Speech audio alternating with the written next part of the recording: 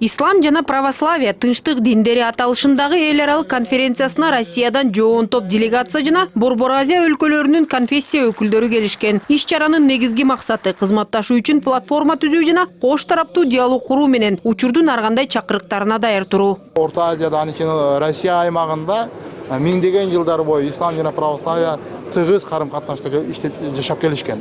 Мына ушул биргеликте жашоонун натыйжасында миңдеген жыл аралыгында уникалдуу чогуу жашоонун модели иштелип чыккандыгын биз бүгүн көрсөткүбүз келип атат. Уникалдуу моделди жайылтуу керек. Анан жаштарды ушул диндер аралык мындай толеранттуулукка, бирин-бирин түшүнүүгө, эң негизгиси ушул ар кандай чыр чатактарга жол бербөөгө биздин тажрыйбабыз бар, биз ушул басып өткөн жолубуз бар деп көрсөтүү максатындагы бүгүнкү иш-чара болду.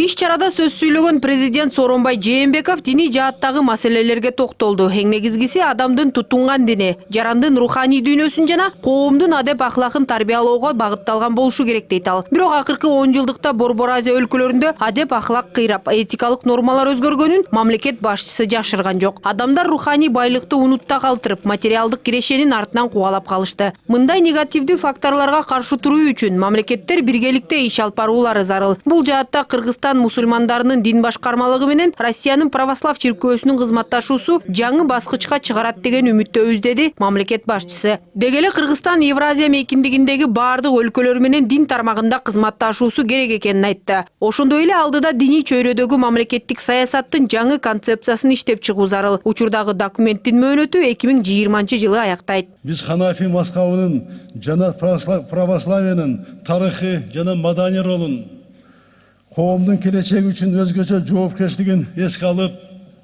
алардын мамлекет менен иш аракеттенүүдөгү өзгөчө статусу жөнүндө ойлонгонубуз зарыл. Мындай практика көп өлкөлөрдө бар.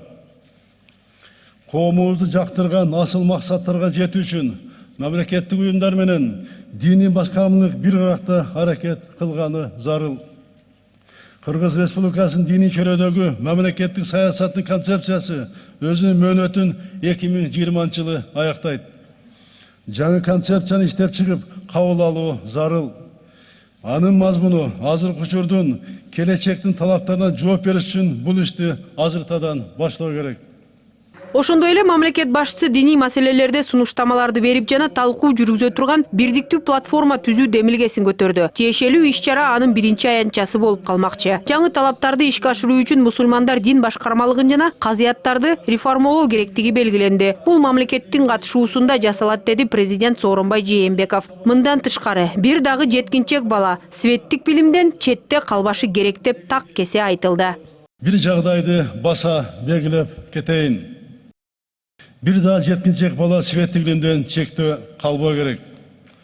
Биздин конституциябыздын 45-беренесинде негизги жалпы билим алуу милдеттүү деп так жана даана жазылып турат.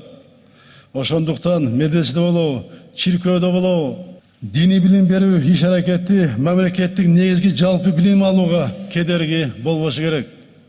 Ислам жана православие биздин руханий мурасыбыз. Аларды бүгүнкү күнү баа жеткис дөөлөт катары баалайбыз. Ушул руханий байлыктарды мамлекеттин өнүгүшү үчүн сабаттуу колдонушубуз керек. Ислам менен православиянын өз ара карым-катнашы конструктивдүү негизде өнүгүшүн камсыздайбыз.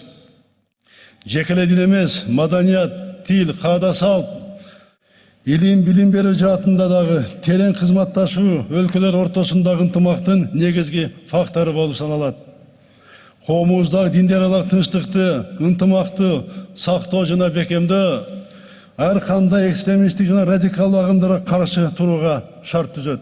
Иш-чаранын айрым катышуучулары учурда салттуу диндер арасында бүлүк салуу үчүн ар кандай экстремисттик көз караштагы агымдар, секталар күч алганын да айтып жатышты. Баарынан өкүнүчтүүсү, алардын катарын жаштар толуктоодо.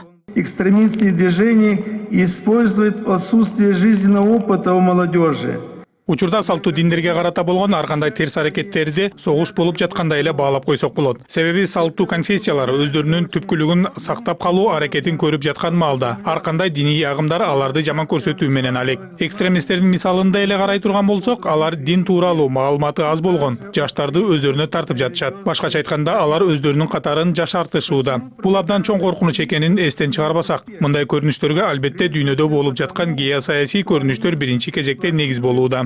Коомдогу диндер аралык тынчтыкты, ынтымакты сактоо жана бекемдөө жолу менен гана ар кандай экстремисттик, радикалдуу агымдарга каршы туруу мүмкүн. Ошондой эле ислам жана православиянын тыгыз кызматташтыгы ИАЭПтин алкагында жарандар үчүн ыңгайлуу шарттарды түзөөрү да белгиленди.